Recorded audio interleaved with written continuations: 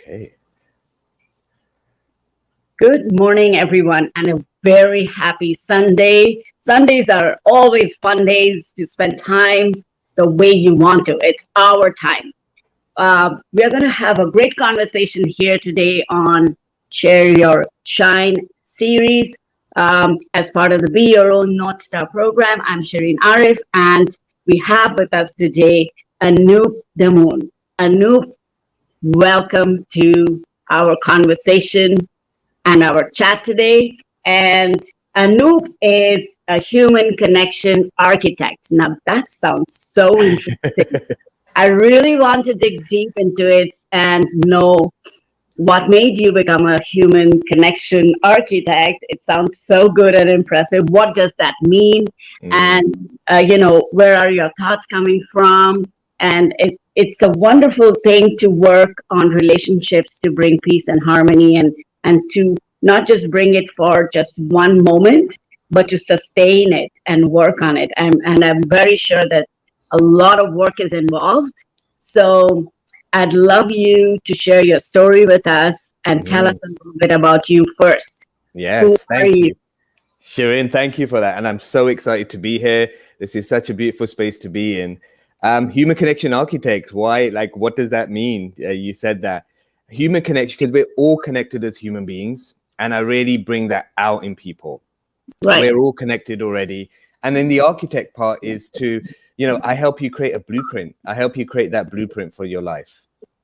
Right. So that's kind of where the name comes from. Right. And so what I do, what my commitment is that I help build conscious relationships. Right. And through peeling back the layers of limited beliefs that you have about yourself and your relationships. And through the art and science of relationships, I really get to the root, because the root is something that, when we don't take care of those roots or pull out those weeds, it just keeps growing. And, I have you, like, my guidance is to really stand in what's possible. And as you said, I think you said it perfectly, sustainability. It's not like, oh, we're fixed now, that's it, let's just go. It became a commitment. And through my divorce, through my marriage, which ended, and, it started off very tumultuous, but it became a lesson and experience that I had in life that I want to be able to share with people, that anything and everything is possible. Absolutely. Well, I love the word conscious relationship. And, how would you define that? How is it different from relationships? I mean, no human being can exist in isolation. Mm-hmm. Like, whether we like it or not. I mean, yesterday I was speaking to a lady, and I was talking about, inviting her. She's highly talented, very intelligent, and she's accomplished a lot for herself. Mm-hmm. So she stands out in the work that she's been doing. And I noticed her on social media, and I extended an invitation to her to work on a huge project, on a global scale. And all I asked her was, what would it be like for you to be in a team? And how would your talent or your gift or your power expand if you had a team around you? Mm-hmm. All this while, she was so good and so powerful and so generous. But when it came to, this invitation to work in a team, she shut down. Right. And what she told me was, I can't work in a team because I have a certain way of thinking, and it's very stressful for me to work with others because they bring in their perspectives. Right. So, and she lost it, like all this while she was holding power in the conversation, and it's like really done very well for herself. She's been on Huffington Post, she's been on Forbes, but she just broke down and she crumbled, and she said no. She said, I have to be the only brain in the room. That is why I don't work for someone else. That is why I'm an entrepreneur, because I'm my own boss and I can do things by myself. Mm-hmm. As much as being an entrepreneur is a powerful way of being. But does that mean that you don't have to have a relationship with anybody? I don't think so. Right. No, So absolutely. tell us something about conscious relationship. How is it different from, just, being robotic and, it's like Yeah. driving your car home, but you have 10,000 thoughts, but you're mechanically driving your car home because by now you know how to get home. Right. That's Absolutely. Absolutely. Wow. Thank you. Oh my God. I love just what you said there about teams. And really just so in relationships, right? Many of us go through relationships where it's just kind of, let's just go through the day, let's survive the day. yes, As you said, it's robotic, it's just a process. Okay, we'll end the day and that's it. Consciousness for me is awareness. So really being aware of the gaps in the relationship. And the first thing about conscious, like regular relationships, let's just say, when things happen, it's always about me, me, me, me, me, me. You've done this to me. You've done that to me. You've done this. And then it becomes when no one's listening. You're just reacting to something that someone's saying and that's it. Right. That's the way relationships, not all, many relationships go that way. Right. right, That's why we've got a high divorce rate even in Ontario right now. right, So consciousness is firstly being willing and committed to grow together and that you have a plan. I work with the 3 C's, which are connection, communication, and creation. Those are the 3 fundamentals, so communicating in a way that you respond to each other rather than react. And that means really listening to what's there with each other. Connection is, do you really know your partner? Do you know what your partner what makes them tick, what excites them? Do you know even their love language? We've heard about the book, The 5 Love Language. Do you know the love language? Are you doing, something that's not their love language? And, are you really getting connected to that? Connection is also, really being in a space of being able to be open, right? When very close, because we want to be right. We want to be right about things. And then creation is, what does your future look like together, right? What's your commitment as a couple? Where do you want to go? What is your created life? So right, that's kind of for me what a conscious relationship is. And it's the willingness. That's the big thing, is the willingness to go to those uncomfortable conversations and the willingness to see each other as powerful and see each other as people who are committed to one thing, and that's just love. Like, we're already love, right? It's right. like, how do you keep that energy of love flowing? And that's how I work with my clients, and that's when I bring the distinction of consciousness in relationships. Absolutely. Well, thank you for that conversation. I'd like to ask you, share with us your dark moment where you saw your North Star. What made you become this human relationship architect? Yeah. My dark moments, wow, there was many of them. Well, firstly, really the dark moment that I see was my kids really suffered through my divorce. They struggled.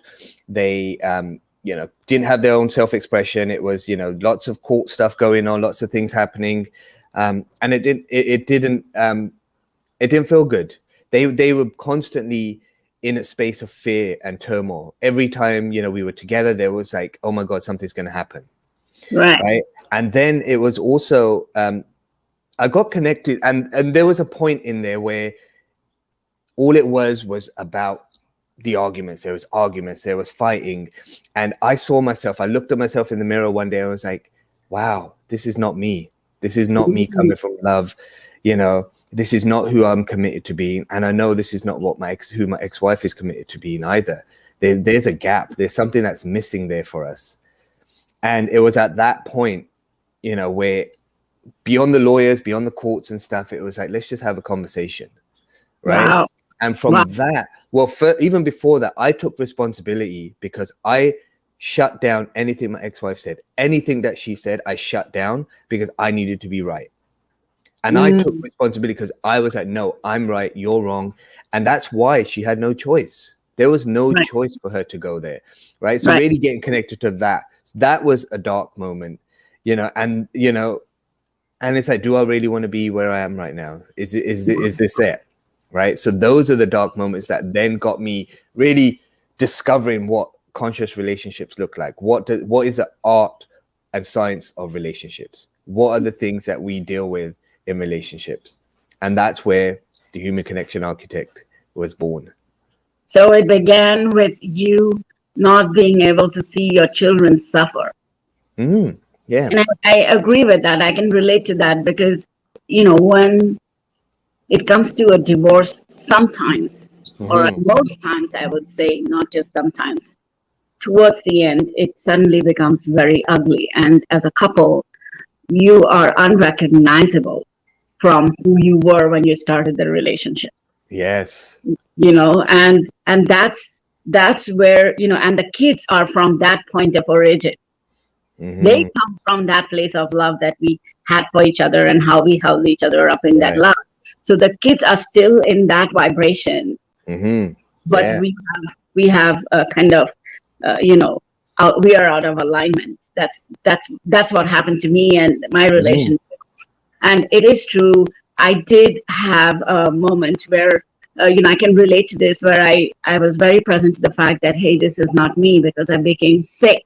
It manifested into an illness. I was so much in grief and pain, a monster, because, towards the end, it was important I felt like I need to fight back, to feel my power, to get my power back, and to feel equal, that I am, I have equal power as you in this family. And so it became a power fight, and and then it became a shouting match, and it became extremely ugly.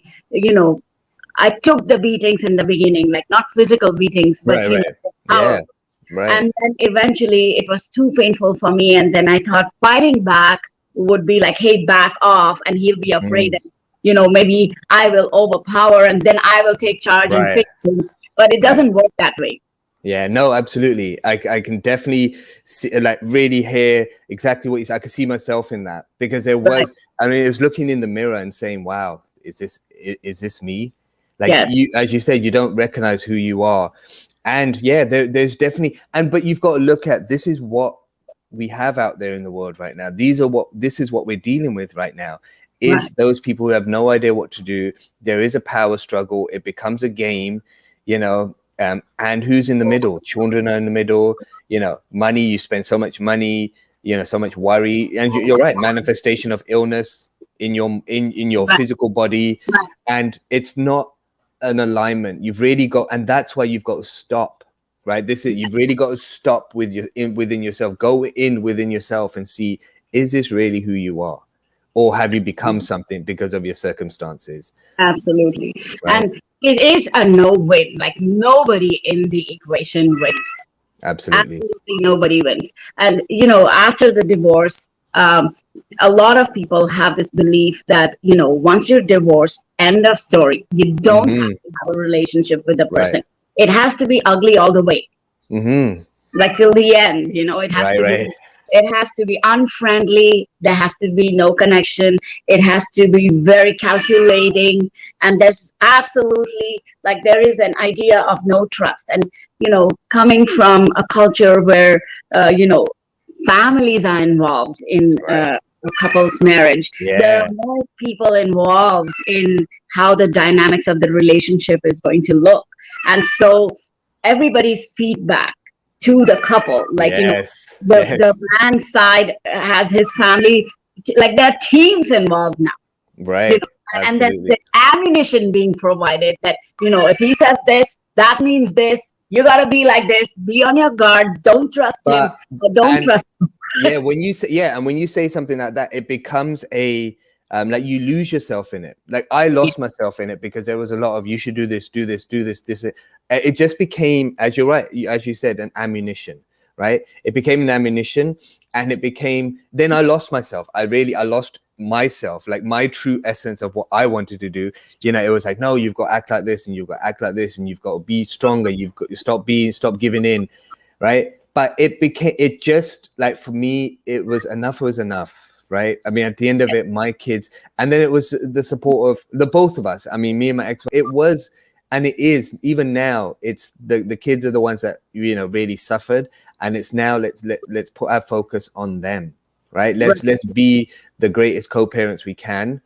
And not saying it's not perfect, but really being in the space of, what type of relationship can we create to make sure that the kids are not constantly like in a space of worry or concern every time that phone comes up, right? Absolutely. And it's not just the kids alone. I mean, we become like that. Like there's anxiety, like what's the next conversation going to be like? How do I have to show up? How defensive do I have to get? How many armors do I have to wear? What's going to be hurled at me next? Or, like it's so uncertain, and it's as if the person on the other side, along with who you are, like everything is lost. You no longer know the person who's having a conversation with you. The conversation is not going anywhere. It's just argumentative. And from that place, like from the relationship falling apart and coming to this place, it takes something to recreate balance and harmony and a civil code of conduct between a couple that is divorced, because what's more important is then the children. And we can divorce our partners, but there is no getting over the kids. We still are connected in the kids. So where do you come in, and where does your work come in when it comes to creating the harmony and peaceful relationship?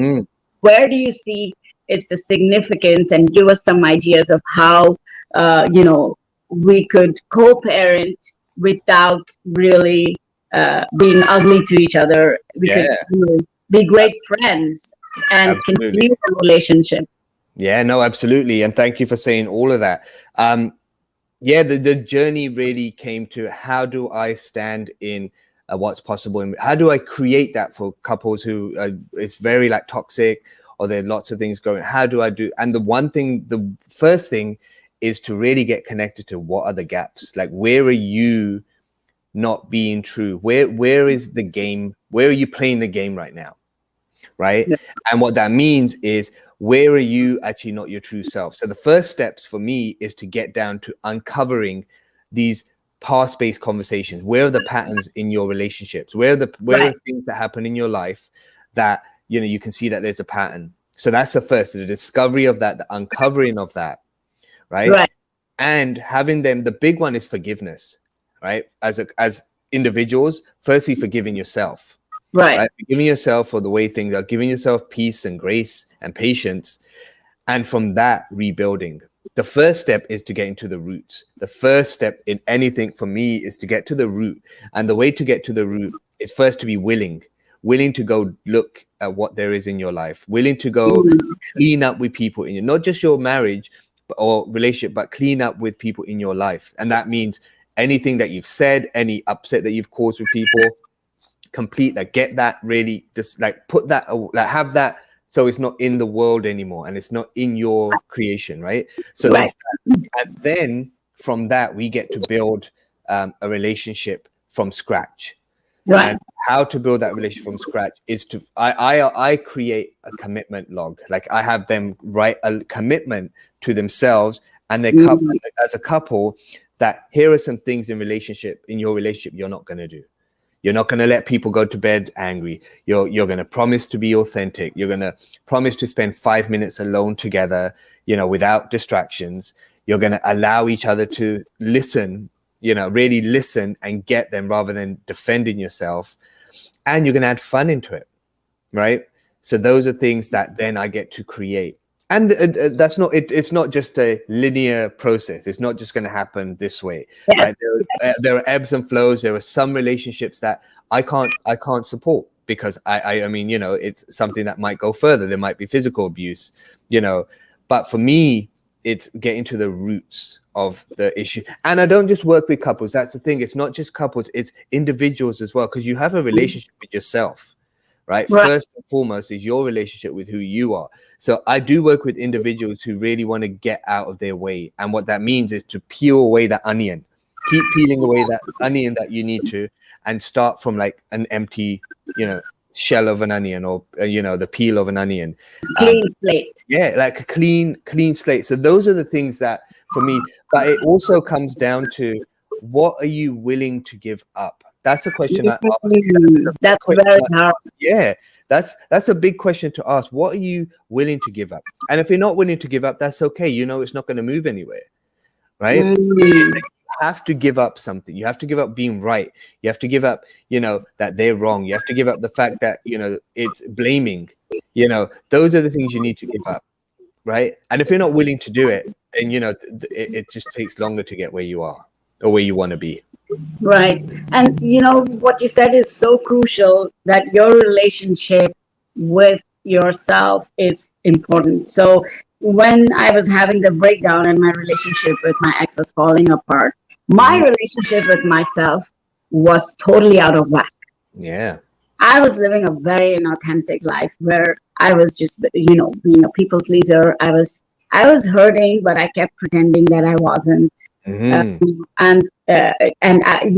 that was because for me, it was very important to keep the marriage, hush up all the, all the seamy sides of the marriage, the things that were not working, because, to show up inauthentically show up as a great couple was very important for me. Yes. What will people say? I had to be that good wife. I had to be the good daughter-in-law. I had to be the good daughter. So put up with things that were totally out of integrity and causing my family to be dysfunctional. And how long can anybody carry on with that? Yeah, absolutely. How long? You're right. But all of this stuff that we're talking about right now, those are things that happened. It's things that happened. And the importance for me is, though, that happened and that was real to you. That's how you lived, and totally get it. But if we can let go of that, right? And I mean, the part of this conversation is light up your relationships, right? What does it mean to light up those relationships? Those relationships that haven't worked in the past, those relationships that are new, those relationships you create from a clean slate, relationship with your kids. How do you light those up? Because we can sit here and we can talk all day about the thing somebody said, this, I have to be, and that's absolutely right. And I'm not taking away any of that from you, from anybody, but it's like, now what? Now you put a stake in the ground and you say, okay, I want to live my best version of myself. I want to be my own North Star. Right? So you get to be your own North Star. That what is my direction in life, right? And we don't think about that, right? It's, we're so busy with other things. We're so busy with having to defend ourselves, trying to look good for people out there in the world, right? How do we actually stop for a moment? And how do we get connected to ourselves as human beings first? Right? Because love is always going to be there. So that's kind of, for me, that stuff is very intrinsic. It's very important in relationships. And that's not the focus is now, what do you do now? Now what? Right? Now what do you do? Right? So Anoop, like after my divorce, I've been divorced. I've been separated from 2013. I got my divorce in 2018. And, I've not been in a relationship with anybody ever since. But I have friends, family friends, and, and I don't know who I will be if I were put under the same circumstances. Like the real testing happens when, okay, my relationship didn't work. I learned certain lessons.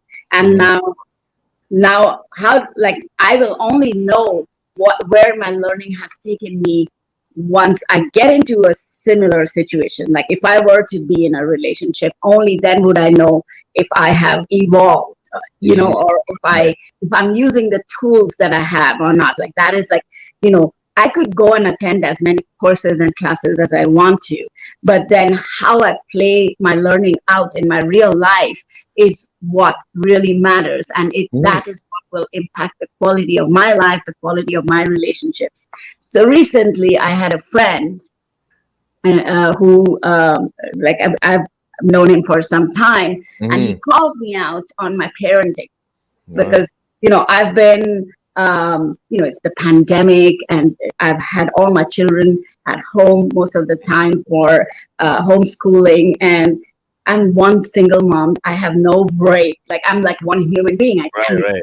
I can't be like, okay, I'm gonna clone myself and have one piece of me here with my children and I can take off.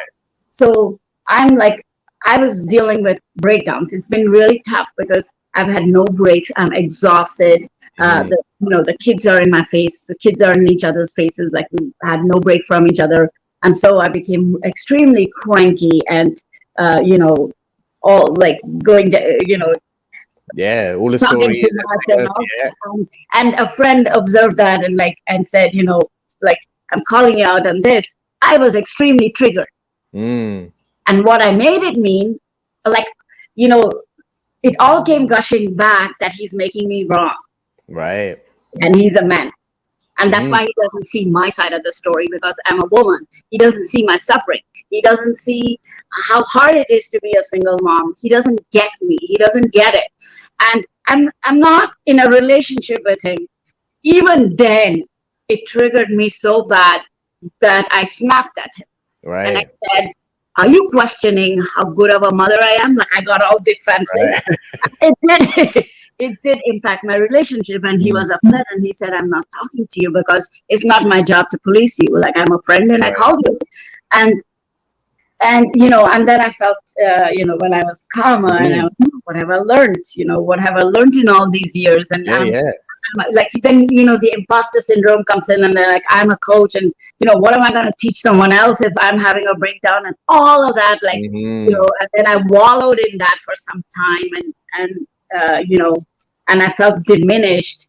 How do I deal with that? Like how would you build from here?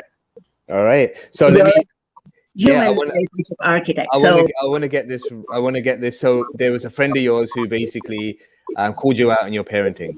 Yes. Right. As soon as he called you out on your parenting, you snapped because there was this experience that you had in the past, which was like, he's a man. He's telling me what to do. He's telling me I'm not good enough.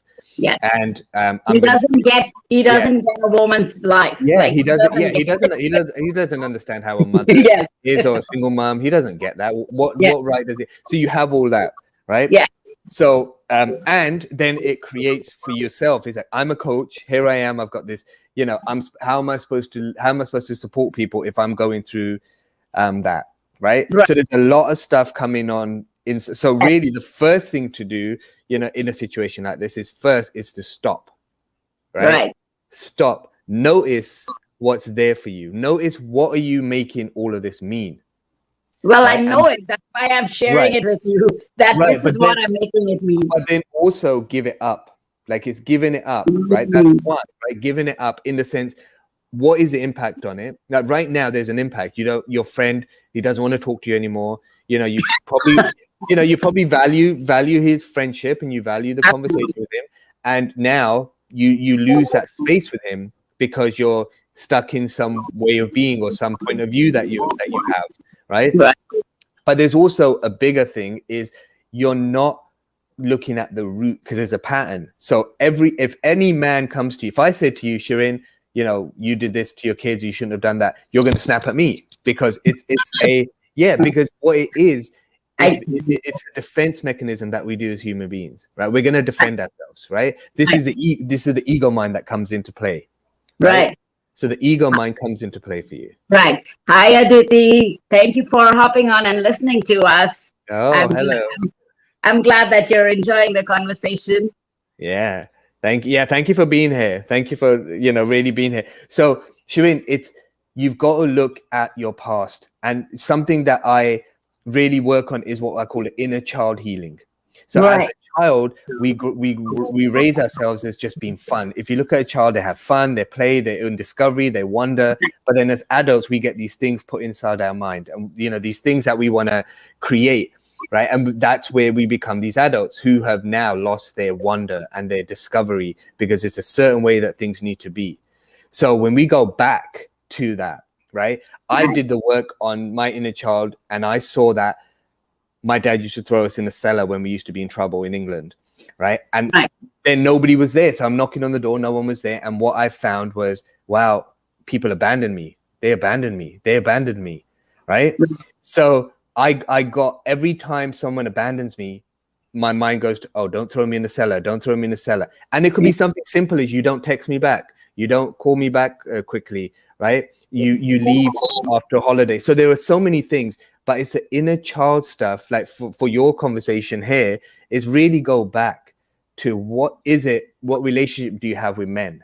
Yeah. Right? What is it? Not just about your marriage, but even prior to that, teachers, your dad, other people in your area. What relationship, like when somebody tells you what to do, or man kind of puts you down, like what is it? So that's why going deep into your conversations, right? Really doing the discovery. Once you've got the awareness of that, then you can start now. Okay, now what? Oh right? my God! You know what, you got me present too. But before I share that, I am loving this conversation because like I've got my coach, coach clothes off, and I'm showing up as a human being. But before that, I'd like to say hi to Mitch. Mitch, Yes. it's been such a long time. I haven't heard from you. It's so nice to feel your presence. Thank you for hopping on and listening to our conversation. Yes. Thank you, Mitch. Yes. And so, what I'm really present to right now is, when you shared that your dad used to throw you in the cellar. So whenever I did something wrong, there were two ways my mom would handle it. One is she would scold me, give me a beating. That hurt. But what really killed me was when she went into silence mode and said, I'm not talking to you. That would be such a torture for me, because like, why is mom not talking to me? Like that would be so scary. And then so if I have a friend who does the same thing to me and does not respond, I relive that.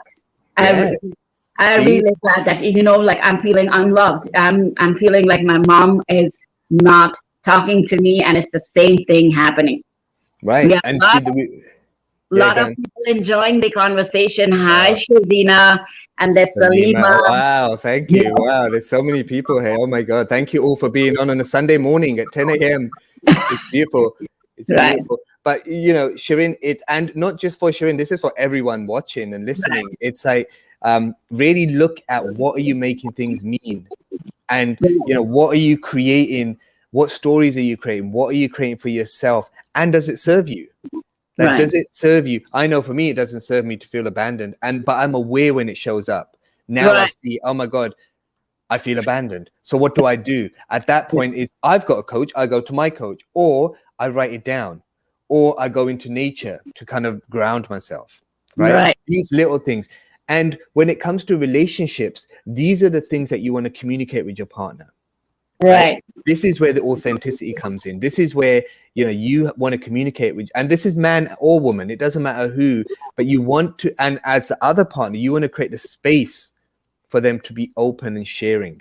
That's the thing that's missing in relationships, is the space. We're so caught up in life. We're so caught up in the things that we need to do that we forget that a relationship isn't just, oh, we're together now, that's it. It's a partnership. It's a growth. It's something that you continue to grow moment by moment by moment by moment. So that what I get from you is that a relationship is a dance between proximity and space. Proximity and space. You're moving yourself in and out. You're ebbing and flowing through the conversation, and it's growth. If you're not growing in a relationship, then take stock of it and take inventory of why you're not growing as a couple, why you're not growing in your relationship. And it starts with you. So these are the things that, I work with. And like, I'm so passionate about this because I'm so committed to a conversation of having a world of conscious relationships where people actually love each other every moment. And they know that, they don't keep that person small because, we have it. Oh, so-and-so is always like this. They're never going to change. So-and-so is always like this. Oh, they always do this. They never listen to me. Oh, they can't do this properly. That becomes the way we create them, right? Rather than, hey, they're learning, rather than, no, I know who this person is. This person that I wake up with every morning, or this person I look in the mirror every morning, I look at myself in the mirror. That I'm capable of anything. And we can transform relationships so very quickly if we give up what there is for us to give up. And it's not always Absolutely. easy. It's not easy. Absolutely. None of it is easy. It is not easy.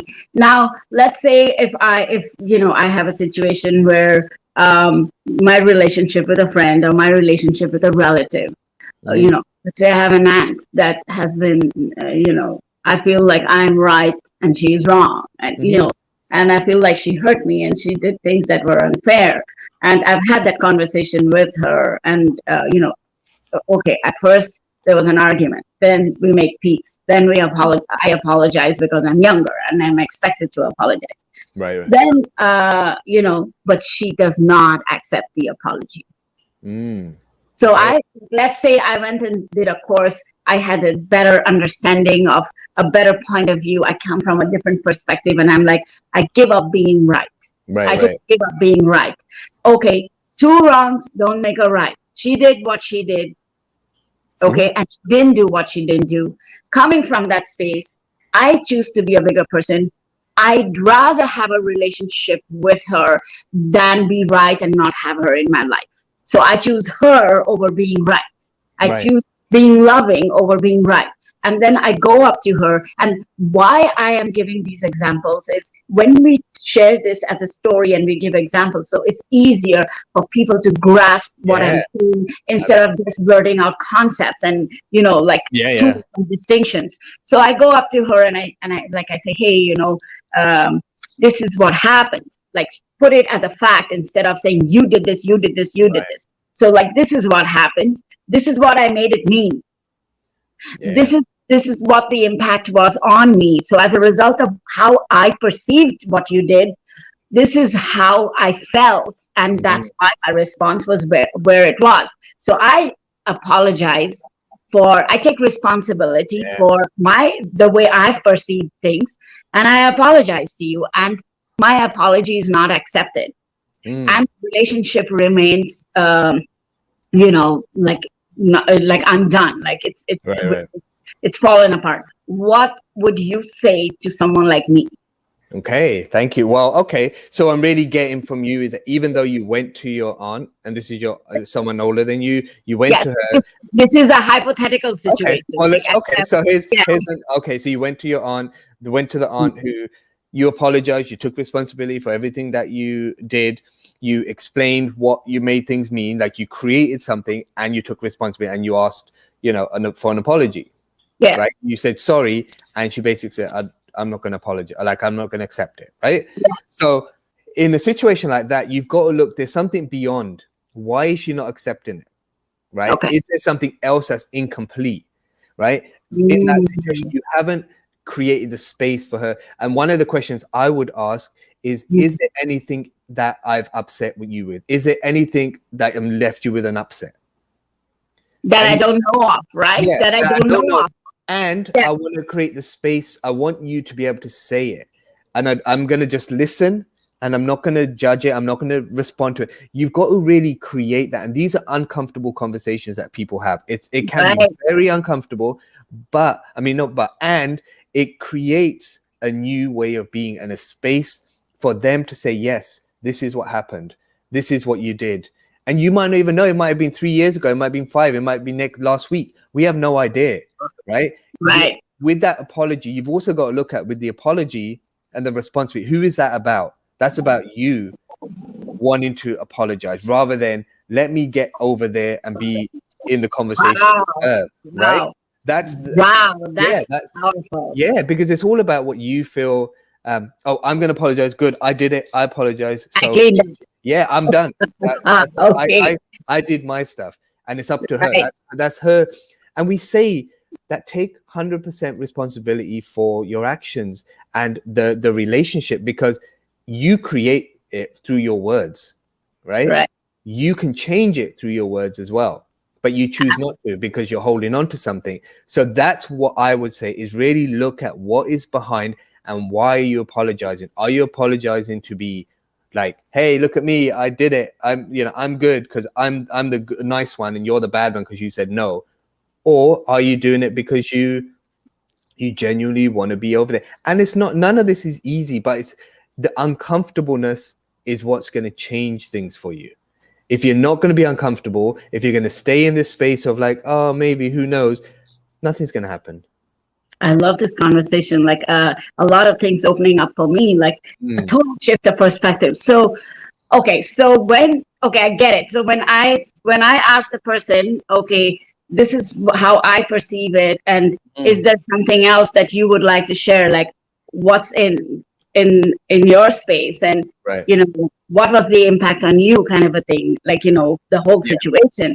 And if the person says, I'm not willing to have this conversation, so what do I do? Hold the space and be patient, because I really want that. I choose the relationship over anything else.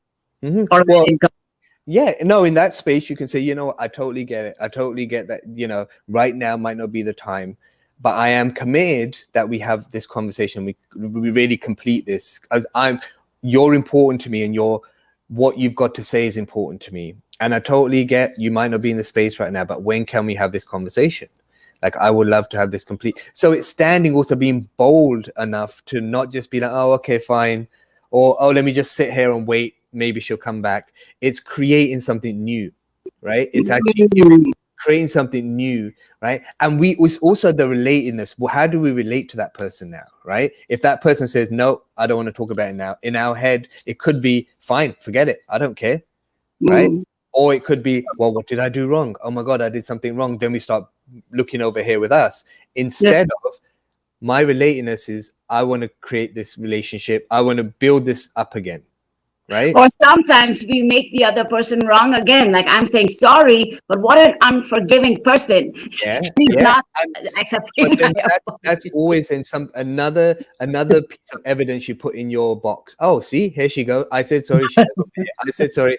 You keep going. And once you build this evidence, you can go and take out the file. See, she did this. See, she did this. See, rather than, you don't need to hold on to that. What is it serving you to hold on to that? Like, really look at think about these questions. What's it serving you? Like, what are you going to get out of it if you're holding on to, oh, she's a bad person, she's wrong, and she's this? It's not going to help you, right? So in that situation, it's like, look, I totally get it. Like, be over there with them. I know there's something happening, and I know that, you need space, but I would love to have another conversation. Can I? Whenever you're ready. Yeah, well, whenever you're ready, but also, like, create a time. Can I reach out to you next week or in 2 weeks? Because I do want to have this. You're important to me, and I want to complete this conversation with you. Right? Absolutely. Yes. So, yeah. And don't give up. Don't give up on a relationship if it matters to you. And it's true. And most times we stand over here with us. How about trying to stand in those shoes over there and say, okay, there is something that's happening, right?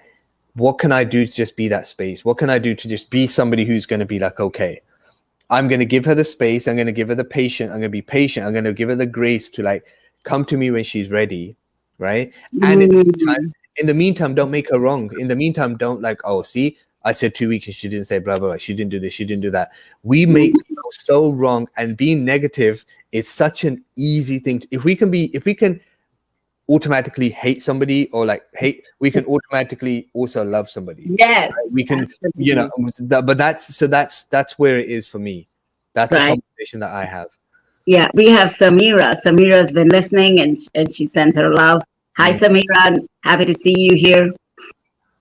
Yes, this is very powerful. This is very interesting. There are very tiny, like, it's not just a simple process. The relationship is never easy. There are tiny layers, in it. So it's very interesting, where I really got present to how I was making myself right. Like, I did the right thing. I went there to, choose her over myself, and, like, okay, I'm giving up being right, and I am the one saying sorry. So, like, still came from a place of ego and pride. Like, I'm the one to say sorry. So I'm better, like.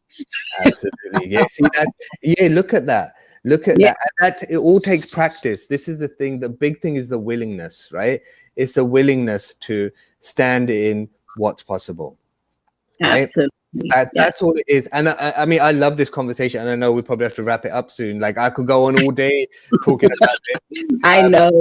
And it's such a beautiful conversation. And those people listening, thank you for, like, really listening and creating this space. And Shirin, thank you for creating like this beautiful like conversation that we're having. And and we created it to be raw and authentic, you know. Yes. And I think this is what there is. And whatever people take from this conversation, you know, I hope that one thing is that you're worth it, that you are worth, and you deserve the relationship that you love, that you really do. You deserve that.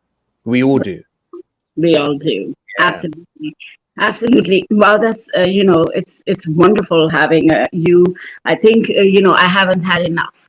I should invite you again, and I'm pretty sure the people who listen, this was very well appreciated. A lot of people have been loving the conversation, and you should come back for more. Maybe do your own Facebook Live and keep giving and tips. You'll have lots of fans all over, and nobody's going to ever throw you in the cellar. Like, we will keep you like right in front of us. So. Oh my God, I love that. Thank you for saying that. Thank you for saying that, Shirin. And there might be something in the pipeline. You know, absolutely. Like, I love just to give that. And I'm offering my experiences. That's it. I mean, none of this is, you know. It's all important to me. Everything that comes out of my mouth is important to me because it's my experiences. It's things that I've learned, people I've spoken to, through clients, through people that I've worked with, myself, right? And it's continuous. And I think one thing before is, as coaches, we're human beings as well. And we don't always have our stuff together. So we do.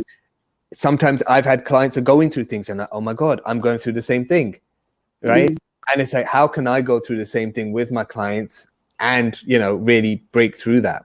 So we're human beings. We are human beings, and, you know, and sometimes we fall, right? Sometimes, you know, we have breakdowns and things that we can't control. Right? Yes. And the thing is to share it with anybody you can. It might not be your partner right now at this moment, you know, friend, family member, you know, anyone. Share it with them, because that's where the magic happens, is when you start sharing. When it's not in here, because when your head gets in the way, forget it. That head, that mind of yours creates this ego mind, and come from an open heart. Like I always say, your heart it's always open, and don't try and close it out to people. Right. Yeah. Absolutely. Absolutely.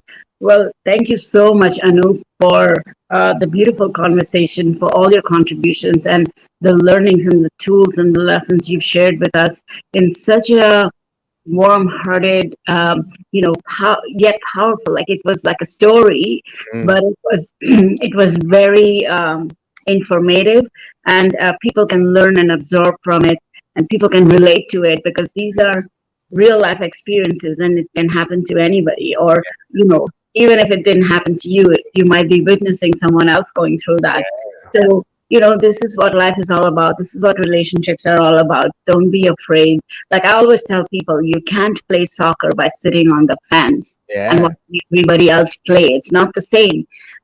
If you really want to play soccer, you have to get on the ground and play, and that would mean getting dirty. That would mean all the dust and mud going all over you. It also would mean that you would end up falling. It would also mean you might trip, or your like opponent might just push you, and you know, there can be foul play, there can be penalty, there can be all kinds of things. But if you still like don't give up playing just because you're afraid not to get hurt. Yeah, and embrace the mess. Embrace the messiness and the falling and stuff, because those are lessons. They're all lessons, you know, and embrace that. So that's. And you know, that's how I see it. Like there are moments of learning. So now you know, like, okay, if there is a little ditch there in the middle of the field, you know after the fall that there's a ditch there. So next time when you run there, you run past. There you go. So absolutely. That's the learning. Yes. So thank you so much. Thank you for your gift. Thank you for sharing your shine. You truly are a North Star. You found your North Star. You saw your North Star. You found it. But what is beautiful about you is you didn't keep it to yourself. You shared it with the rest of the world. I strongly believe that you would be such a contribution to so many relationships that cross paths with you. And one last question before we leave. So in a situation of a divorce, Hmm. especially when there are children involved, there Right. is one school that says kids should not know Hmm. what's going on, and so we tend to paint a rosy picture of whatever is going on, like everything is good, everything Right. is fine. And then sometimes there are couples that will pretend and fake being a great couple in front of the children, and they're inauthentic, they're untrue Hmm. to each other, they're having relationships on the side because they don't want to show their authentic selves, and Right. they fake being a great mommy and daddy to the kids. Is that a right way of being? Right. I mean, for me, this is only my opinion on stuff like this. Okay, okay, I'll correct that. I'll correct that. Yes, very true. There's no right or wrong. Mhm. But is there integrity in that? Right. You know what? And I'm gonna say it straight. Kids already know. Like kids have a very intuitive way of being. You don't have to tell them everything.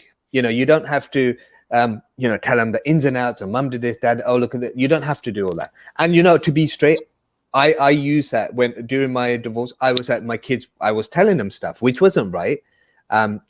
So I would say kids do know, but there is a way to say it to kids and get the help you need if you want to show these things to the kids. Get a counselor for the kids if you need, or just sit down and have a conversation that is on their level, that Right, they would actually believe right, in or actually get connected to, rather than, hey, I'm telling you this because I need to tell you this because it's all about me. I want to tell right, you this because I don't want to feel right, bad. Right. right. So it's and kids know, honestly, kids already have this feeling. You can pretend as much as you want. Kids are the most intuitive human beings in the world, and we don't give them enough credit. Oh, and So they know our inner worlds. They were yeah, inside of us before they were born, so they get it. Like they are yeah. part of our being, so they really know what's going on. But like I really believe I have a friend, Medea. Hmm. Medea has written a few books, and she talks about the circle of trust. And Hmm. like when I spoke with her, she mentioned it, but that's something I've been doing from a long time, that we have something called a circle of trust. And whenever there's a crisis in the family, Hmm. I don't have to make it very scary and ugly for the kids, Right. or give them a lopsided view, because I have to be mindful that they're going to grow up and have relationships, and how I impact them with the words that I say and the kind of perception that I offer them as a mother. I'm responsible for how it will play out in their lives, in their Right. relationships. Hmm. So, keeping that in mind, we have a conversation where we are authentic. I won't deny if things are not working, but I won't make it ugly or blameful.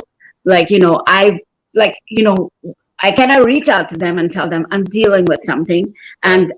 and if you can hold a space for me where I can't really, like I need to find a way through this, and all Right. I request of you is, just be kind to me and like hold the space. I'm not in a position to have a conversation with you right now and tell you every detail, because if I share it with you now, it's going to be biased perception. I'm Right. not in the right headspace to be authentic and actually Yeah. say that Yes. I wouldn't say anything good about the person because I'm upset right now. So I need that space. And Hmm. that is how you build your circle of trust with your children. Then they trust your ability to be discerning, and they trust Yeah. your ability to be authentic and say, hey, I messed up Hmm. and I'm trying to Absolutely. figure it out. Yeah. Absolutely. So And I think the biggest is the authenticity. Is to really be authentic with them, and yeah, put away those daggers that you have, with your partner. Like those, we've got too many of them in the world right now. Like we don't need that. So really, just be in a space of, yeah, be open to your kids, but be mindful of just what you say and the blame, because that is their mother, or that is their father, right? Or that yes, is their aunt, or that is their friend. you know how would it look over there if you're blaming, you saying your mother's this or your father's this, um and I know sometimes we do that, but really the big thing for me is stop, notice, and give it up. Those are yeah, the things that I'm definitely learning to do. right, Anything that you feel that's just not there, you can tell when you're not in alignment with yourself. You can tell when you're not in alignment with things. Really get connected to your intuitive side. Yeah. right. Well, thank Yes. you so much, Anoop. Thank you for being here. It was a wonderful conversation.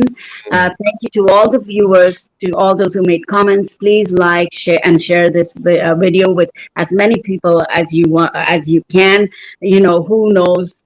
There's somebody out there who needs to listen to this, and their whole world will shift. So, Anoop, where can we reach out to you? Yeah, my website is anoopdhamoon.com, ANOOPDHAMOON.com. Facebook, Anoop Dhamoon, search it up. Instagram, Anoop Dhamoon, search it up. And yeah, and I mean, you can email me on my website. You can just hit contact me, and I would love to hear from people here and really see what people are dealing with and struggling with. Yeah. Thank you so much. Everybody out here, have a wonderful Sunday. Take care and be blessed. Thank you, Bye, Anoop. everyone. Bye bye. Bye.